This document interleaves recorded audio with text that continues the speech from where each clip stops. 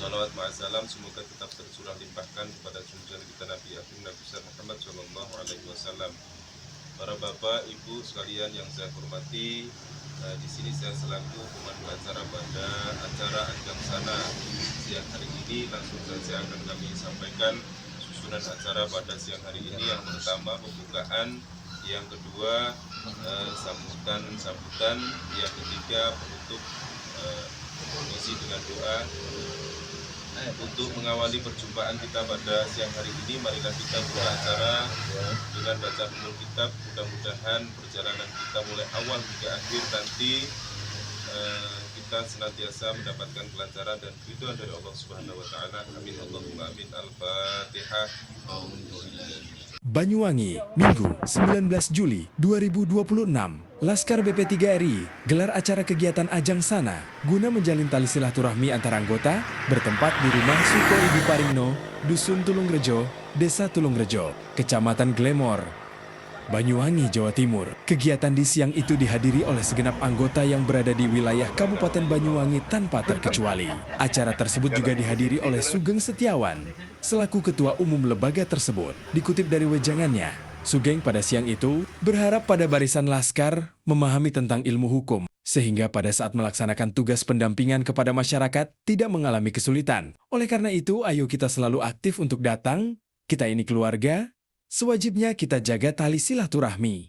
Harapnya, di tempat yang sama Maskur, salah satu anggota yang berdomisili di Kecamatan Genteng, mengucapkan kepada awak media Suluh Nusantara, setelah dirinya gabung dengan lembaga yang dipimpin oleh Bapak Sugeng Setiawan, dirinya banyak menguasai tentang ilmu hukum, sehingga saya lebih yakin pada saat di lapangan.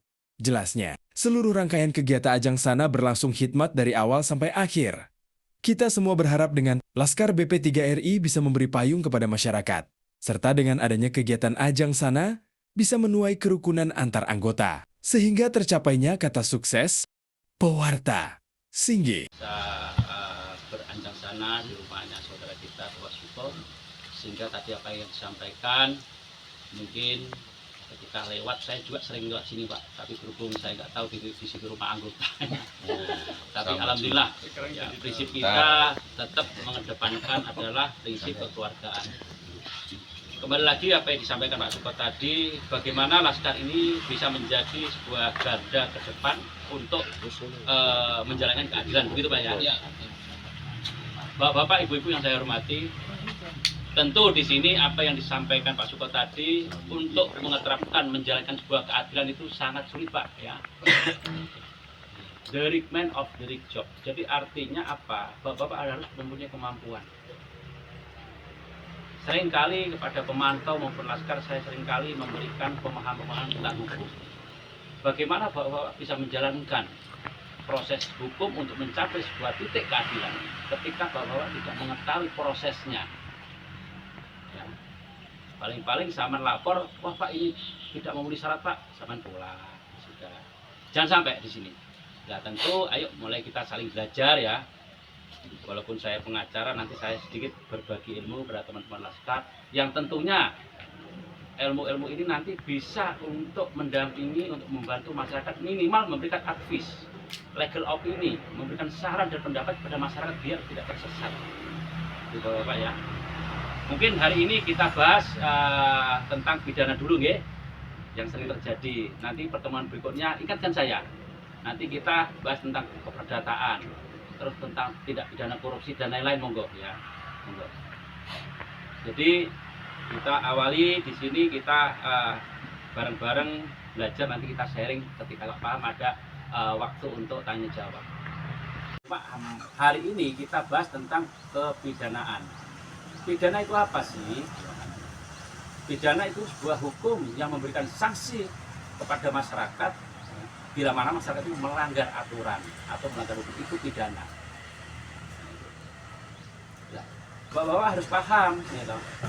Kadangkala pidana itu sendiri banyak interpretasi atau multitafsir, arahnya ke keperdataan. Mungkin saat ini Bapak belum paham tentang pembedaan, tapi saya yakin nanti kita pertemuan hari ini membahas tentang pidana, ke depan keperdataan, nanti jangan bisa menganalisa. Jadi ketika ada masyarakat, Pak Suko ini gimana Pak Suko? Wah ini perdata ini. larinya bukan ke polisi, adalah ke gugatan pengadilan. Gitu. Jadi minimal bisa memberikan advis yang benar. Jadi Bapak-Bapak, ya, kita ambil yang sering terjadi aja. Kalau pidana itu banyak ya. Cuma kita ambil dua delik aja ya. Delik dalam pidana itu ada dua. Delik aduan dan delik murni. Contoh nih ya, delik aduan. Contoh nih. Ketika Pak Suko salah satu anak mengambil uang Pak Suko, dan yang sifatnya di sini ada kerugian atas harta bapaknya bisa melaporkan, dan itu delik aduan. Delik aduan itu bisa dicabut Bapak ya. Ini kita bicara normatif, tapi kenyataan di lapangan tidak. Walaupun delik murni bisa dicabut, asalkan ada yang masuk tadi, ada uang bisa dicabut. Apalagi ada istilah RG sekarang. Nah, pidana itu salah satu ada delik aduan. Contoh nih ya, tentang perselingkuhan. Perselingkuhan itu diatur 284 itu. Di situ perselingkuhan, contoh nih ya, Mas Heri istrinya diganggu Pak Saman katanya. Pak Saman, ya toh, ini bisa dilaporkan, tapi sifatnya apa? Pengaduan, bukan laporan, pengaduan.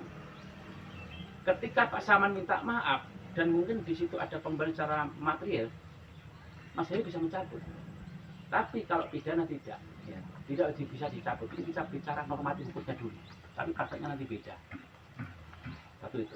Yang kedua, bila mana saya ngapusi Mas Ponidi senilai di bawah 500.000, itu delik aduan. Sekarang batasnya itu 500.000 Pak ya. Kalau yang kemarin-kemarin itu 2.500.000. Saya mencuri HP-nya Mas Saman, ternyata nilai HP-nya HP ewek dan cuma 200.000. Itu adalah delik aduan. Dan itu masuk di piring, tidak diproses, tidak bisa diproses. Karena apa? Karena nilai kerugiannya korban itu di bawah nilai 500.000. Ini Bapak harus paham dulu ya.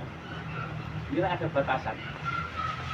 Kalau yang saya rugikan itu nilainya Rp2.550.000, itu bisa sudah masuk, bukan delik aduan lagi, itu sudah delik.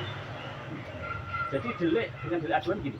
Kalau delik aduan itu sebuah pengaduan yang bisa dicabut oleh pelapor. Tapi kalau delik tidak bisa dicabut. Jadi murni bisa diproses. Contoh nih, ada pembunuhan nih ya, pembunuhan. Yang terjadi pembunuhan ini adalah salah satu keluarga.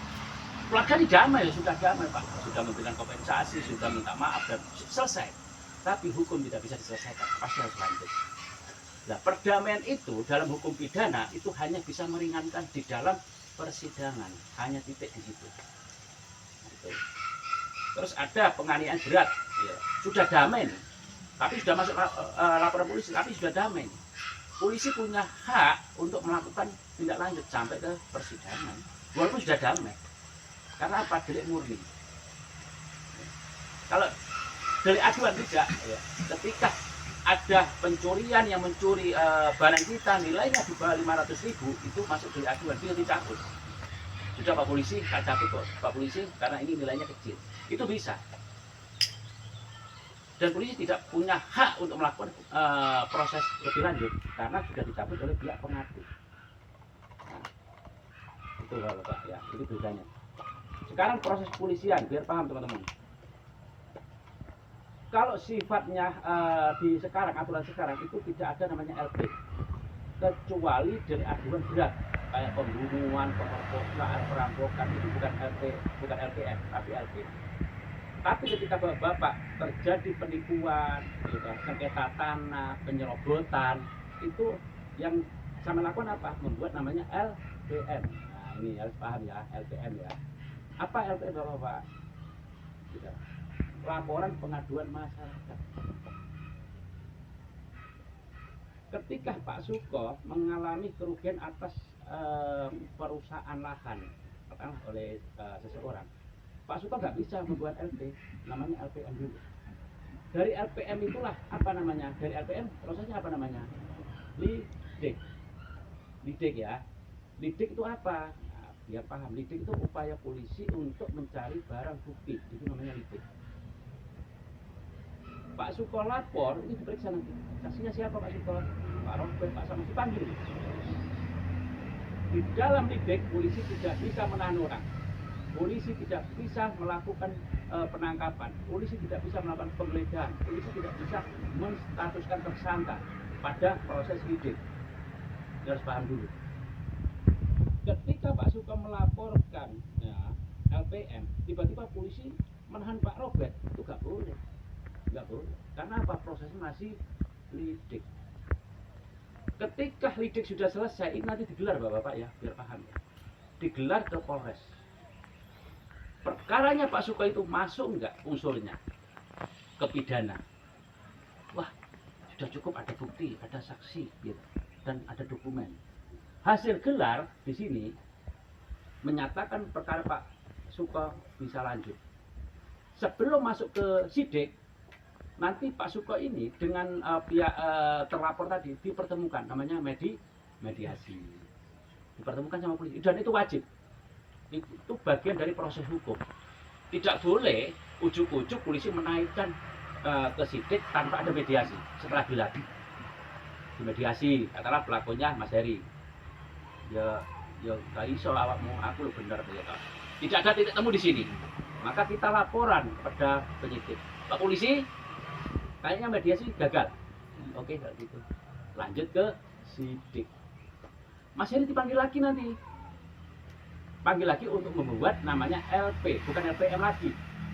Ya, LP sudah. Mas Heri dipanggil, apa dipanggil. Statusnya sebagai pelapor, bukan pengadu, panggil. Saksinya tadi dipanggil lagi sebagai saksi pelapor, bukan saksi pengadu. Dari situ nanti gelar lagi Bapak ya, gelar lagi. Setelah gelar baru bisa menstatuskan Mas Hari itu sebagai tersangka. Dan polisi bisa melakukan penggeledahan, polisi bisa melakukan penangkapan, polisi bisa mengumumkan di dalam DPO, daftar pencarian orang. Ya, hal-hal ini prosesnya harus sidik, tidak boleh lidik. Ya. Jangan kemudian ketika kok tahu sama dulu, ini masih LPM, kok tahu-tahu orangnya ditangkap, kok mau dijajah polisi, sampai punya hak untuk menghalang. Pak polisi, mohon maaf. Apa ini? Oh, saya penggeledahan. Mohon maaf, ini prosesnya masih lidik, belum sidik. Ya. Proses lidik, polisi tidak boleh melakukan hal-hal yang saya sampaikan tadi. Penggeledahan, penyitaan, penangkapan, bahkan menstatuskan tersangka, nggak boleh. Tapi ketika sudah sidik, ya, itu boleh. Untuk penyitaan, Bapak harus paham di sini. Contoh nih, ada sepeda mobil Pak Suko mau disita polisi. Satu yang ditanyakan Pak Suko, aturan sekarang harus ada penetapan dari pengadilan. Nah, ini Pak, yang banyak masyarakat belum tahu. Ketika polisi atau Resmob mau menyita tanpa dilengkapi penyitaan, Pak, mohon maaf, seman usir, Pak. Nggak boleh sekarang. Polisi menyita barang bukti kejahatan atau sarana kejahatan harus dilengkapi penetapan pengadilan. Tanpa terkecuali. Tanpa terkecuali. Meskipun surat-suratnya bodong katakan. Tidak bisa. Harus ketika melakukan penyitaan harus penetapan pengadilan. Begini ya. Setelah sudah masuk sidik, nanti pelapor, ini sudah pelapor statusnya bukan pengadu karena sudah bukan LPM tapi LP. Nanti Pak Suko ada kasih surat SP2HP. Surat perkembangan hasil penyidikan. Di surat SP2HP diterangkan bahwa polisi sudah melakukan ini, sudah memanggil ABC, diterangkan di situ. Atau juga ketika gak masuk unsur pidananya, polisi menerangkan tidak cukup bukti, itu SP2HP. Mohon izin dulu Pak. Ah. Dulu